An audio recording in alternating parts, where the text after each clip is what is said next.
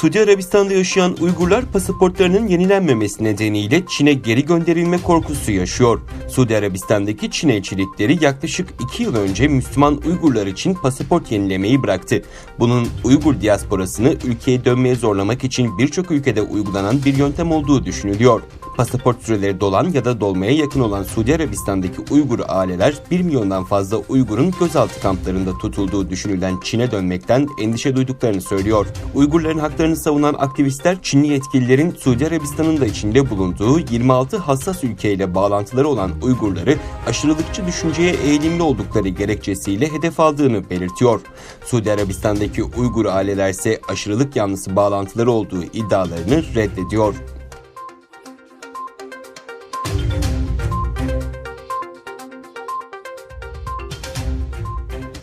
Avusturya'nın başkenti Viyana'da Çin'in Doğu Türkistan'daki Uygurlara yönelik baskı politikalarına karşı protesto yürüyüşü gerçekleştirildi. Ülkede öğrenim gören Arnavut öğrencilerin organize ettiği protesto yürüyüşüne ülkenin dört bir yanından gelen Uygurların yanı sıra çok sayıda Türk de katıldı.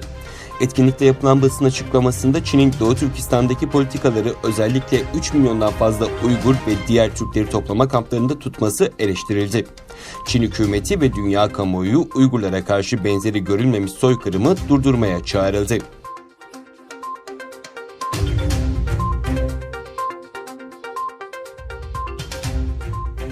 Çin'de Wuhan kentinde ortaya çıkan ve 56 kişinin ölümüne neden olan koronavirüsü tüm şehri etkisi altına almaya başladı.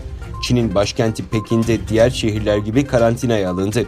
Çin Komünist Partisi Merkez Komitesi'nin resmi gazetesi People's Daily'nin haberine göre Pekin'de yetkililer pazar gününden itibaren salgın önleme ve kontrol yükümlülükleri gerekçesiyle başkent Pekin'e giriş ve çıkışlarda karayoluyla yapılan tüm toplu taşımayı durdurdu.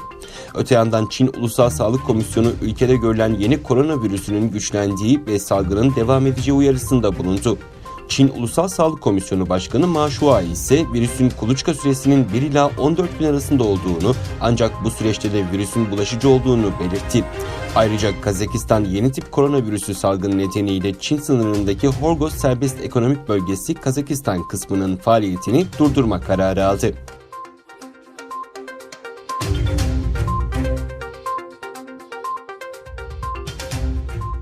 Irak güvenlik güçleri pazar günü düzenlenen protesto gösterilerini dağıtmak için göz yaşartıcı gaz ve gerçek mermi kullandı.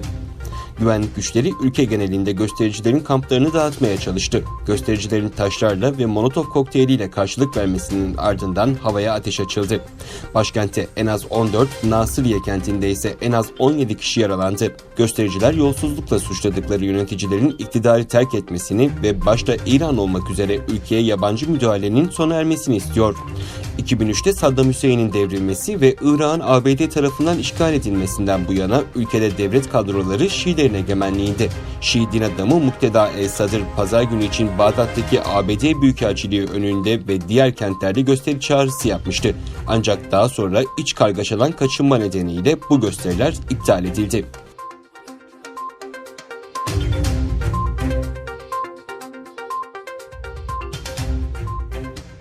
İsrail, Suudi Arabistan'a seyahat izni verdi. Haaretz gazetesinin haberine göre imzalanan anlaşmayla İsrailliler ilk kez Suudi Arabistan'a gidebilecek.